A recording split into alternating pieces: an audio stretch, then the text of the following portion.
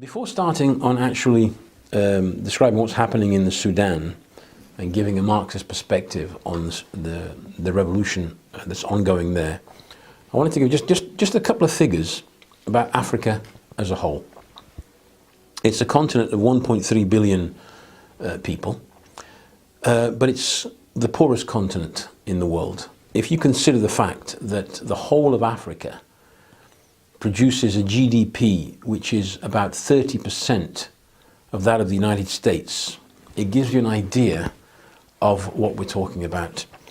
Some of these countries are among the poorest in the world, with a very low per capita GDP, and yet this is a continent which is potentially rich. It's rich in minerals and other resources.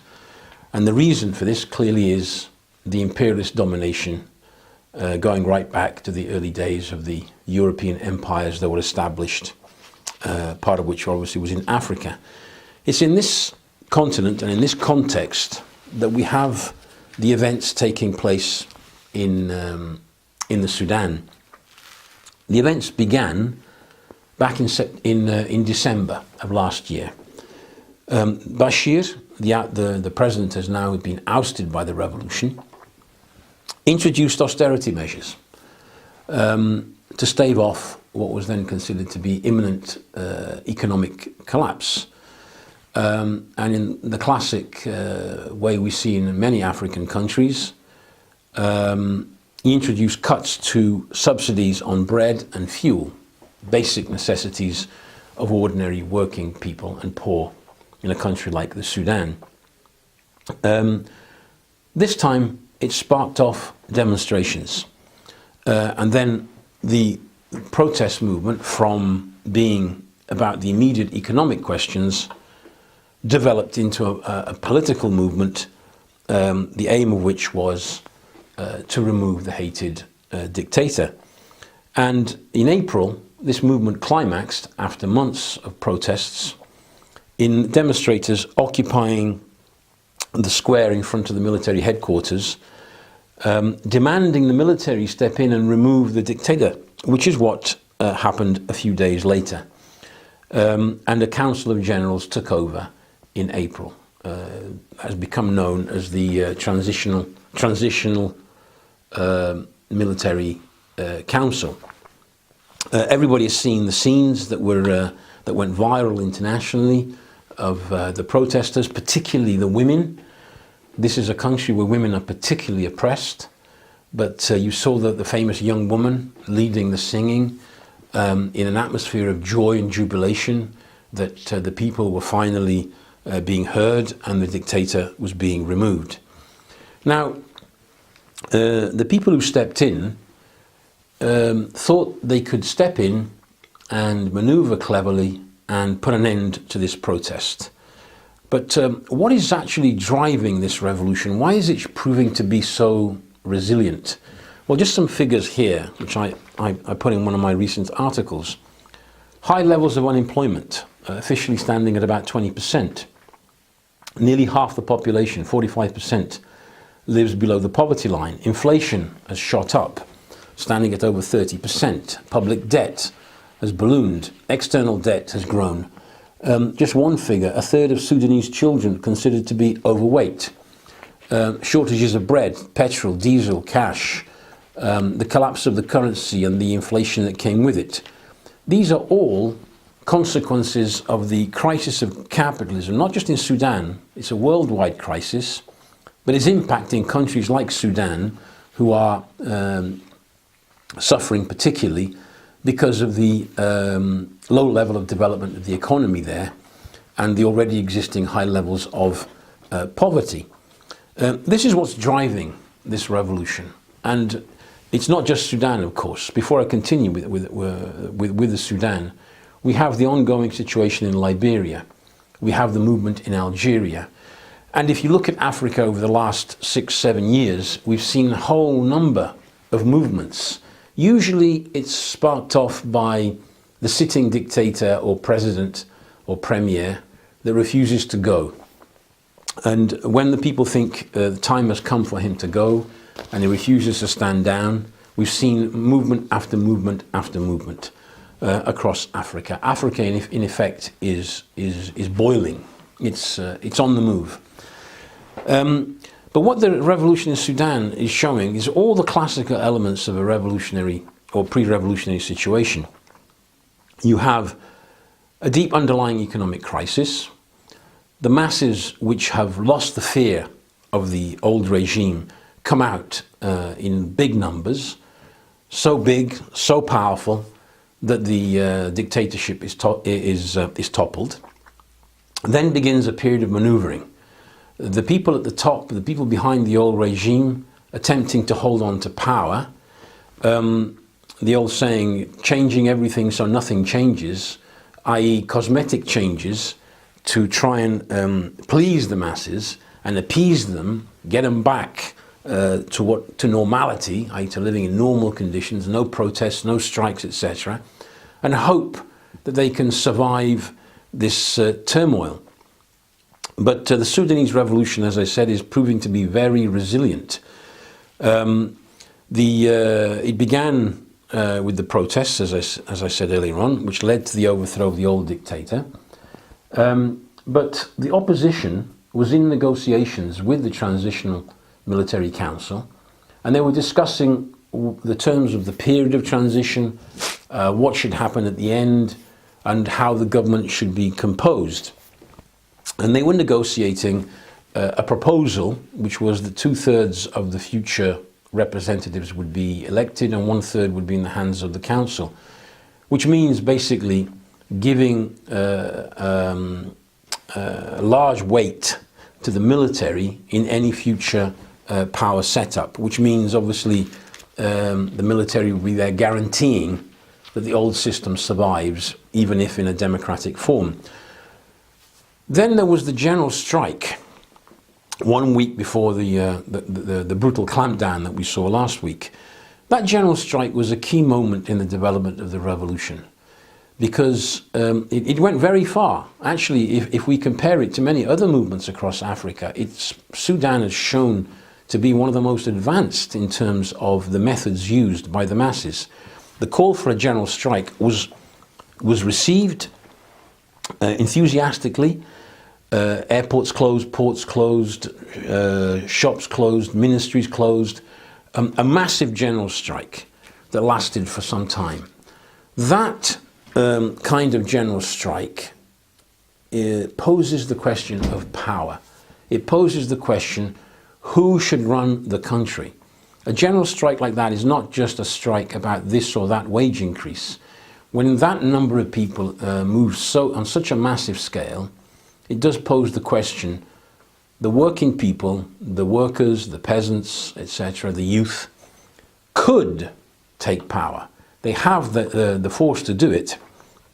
But what we see in the Sudan today is that although there is a leadership, the opposition clearly has a leadership, that leadership didn't really know what to do with the general strike. It had been very powerful, very successful, and then it was called off. Such a situation doesn't allow much room for maneuver. At a certain point, the people within the regime saw the immense power of the working people of Sudan and decided it was time to crush the movement. They stepped in with the militias that broke up the sit-in, leading to the killing of, according to the reports, over 100 people. Bodies were found in the Nile. A brutal clampdown. They felt, we've got to crush this revolution because it's going too far. I think they miscalculated, because when a revolution is on the rise and powerful and the masses are conscious of their own strength and have confidence in their own power, moving in that kind of direction, instead of having the achieving what the reactionary elements wanted, can actually achieve the opposite. It's like, as Marx said, the whip of the counter-revolution sometimes is necessary to spur on the revolution. And that is what it did. The call for a general strike as a reaction to that clampdown, again, was very successful. All the reports show that empty streets, the airports closed, planes not taking off, etc. A powerful response by the working people of Sudan, and yet once again, after showing an enormous spirit of militancy and determination, the leaders of the opposition called the strike off again. While this was happening, we have reports of the militias carrying out massacres in villages, burning people's houses. In one area in central Darfur, there were reports of the Janjaweed militias killing people and burning their houses. So you have the two elements of the revolution and counter-revolution both together. The masses moving and reaction trying to clamp down. It's funny to see one of the contradictory statements. One of the spokesmen of the TMC, the Transitional Military Council, Kabashi, in the same speech, in the same paragraph almost, he said that civil disobedience, i.e. the general strike, had not affected everyday life. And then the next sentence was he called on the opposition to put an end to the civil disobedience because it was affecting everyday life. The strike was clearly a success. He then claimed that what happened the week before with the violence and the killings was due to mistakes in implementation by the security forces. This is an insult to the people of Sudan. Now, what is happening? Where are we going from here? Because the opposition twice now have shown the power of the general strike and the immense potential for a movement of the masses. And yet, twice, after having mobilized, they've stepped back. You can't keep mobilizing the masses forever in such a way. At a certain point, a vacuum appears. The masses are not going on strike for the sake of it. They are going on strike because they want the change which they've been struggling for months now. They want an end to this situation, and they want an end to the terrible economic and social suffering that's taking place, the unemployment, the poverty, the hunger, the violence. That's what they want to put an end to, and it's not coming. The crisis of capitalism is not going away. So what we have is now the elements within the ruling elite in Sudan are divided over what to do. One section came out for repression. That didn't work. So clearly they're swinging back to the idea of reopening negotiations. The Prime Minister of Ethiopia rushed to the Sudan to mediate and try and get people round the table again to discuss. The latest is that Trump has also woken up to the fact that something should be done about the Sudan, has nominated an ambassador. And the whole aim of imperialism is clearly some kind of transition to some kind of stable democratic regime as they see it. Basically, how do you get from a brutal dictatorship that defends the interests of capitalism to a stable bourgeois democratic regime which defends the interests of capitalism, hoping to avoid too much turmoil and too much class struggle and the potential for the overthrow of capitalism itself, which is what they're terrified of. What kind of maneuvers do we have? Well, we have within the opposition itself elements who are prepared to compromise. For example, the Ummah party. Here we can see that some of them are thinking clearly along the lines of the Egyptian model, i.e. Bring on the Muslim Brotherhood, and the Ummah party is similar to that, a kind of semi-legal opposition under the previous regime, trying to use its credentials as having been a partial opposition to try and fill the vacuum that's appearing, playing the game of oppositionists who will then become much more reasonable and are prepared to negotiate with the government. That's one idea which is clearly there.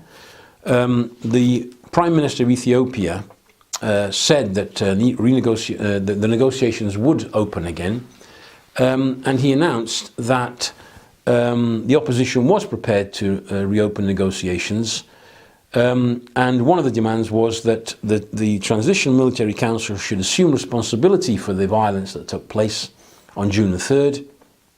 And they posed other conditions. They're demanding an international investigation, the release of political prisoners, public freedoms, freedom of the press, to lift the ban on the internet because they blocked the internet, and to take the military off the streets. And if this is granted, then they will return to negotiate. This means maintaining the line of peaceful protest and hoping that they can negotiate some kind of transition to some kind of democratic setup in the Sudan. It means negotiating with the very same people who were responsible for what happened on June the 3rd. This shows the limits of leadership in Sudan. Some of these people are courageous and are to be commended for the role they've played, and they've taken the revolution up to a point. But it's very clear now that the opposition doesn't have a clear idea of where to take the revolution from here. All the advisors are there advising them to keep it peaceful, to negotiate, to avoid a collapse of the system, etc. The concluding remarks that we can make as Marxists is this. There was one powerful general strike. There was a brutal clampdown followed by another powerful general strike. As I said before, you can't keep mobilizing at this level without the prospect of actually achieving something soon. The masses cannot be mobilized forever. There must be an indication that this is going to lead to some real change. And in revolutions and counter-revolutions, there's a logic and there are laws to these processes. Both of them need to move forward if they are to keep moving. Once you stop and take a step back, you risk losing the power of the mobilization. And what we have here is the counter-revolution, and its leaders are very conscious of what's going on. They have a clear class consciousness. It's the consciousness of the ruling elite. The revolution, on the other hand, doesn't have the clear consciousness of where it's going. It's looking for a leadership which unfortunately is lacking. What should be done? We have resistance committees all around the Sudan. We've had the powerful general strikes. What they should have done is elect delegates from all the local resistance committees to a central resistance committee under the leadership of the opposition. Declare the general strike, but don't stop and pull it back to open negotiations. Declare that committee the government of the country. And most importantly, make a conscious appeal to the rank and file soldiers. Because we have here the militias, we have the security forces, but we also have an interesting element, which is the reaction of ordinary rank and file soldiers when that killing was taking place. We have reports of some instances where soldiers defended people from the attacks of the militias, but they're very partial, very limited. Soldiers are prepared to revolt and side with the revolution if they see a revolution which is prepared to go the whole way. If it stops halfway and retreats and leaves in power the structures which are there now, soldiers who rebel risk being court-martialed, arrested and punished. Therefore, to bring out the potential of that revolt, it requires determination on the part of the revolution. If that call were issued, then you'd have the forces with which to stop the reactionary militias from acting. You'd have the force to defend the revolution. If that's not done, we can have a period of negotiation. We can have a period in an attempt to establish a bourgeois democratic regime in the Sudan. There is another side to it, of course. The ethnic divisions which exist in the country can be exploited to push the country into another direction, which is barbarism. We saw it in Syria, we saw it in Libya, and we've seen it in other countries. They are prepared to unleash the worst barbarism you can imagine, if that is what they need to destroy the revolution. To stop that from becoming a possible concrete perspective, the revolution must go forward and they must take power. If they don't, the initiative will be taken by somebody else. And we should learn from what happened in Egypt and in other countries how the other side maneuvers. The revolution must learn from this and draw all the necessary conclusions.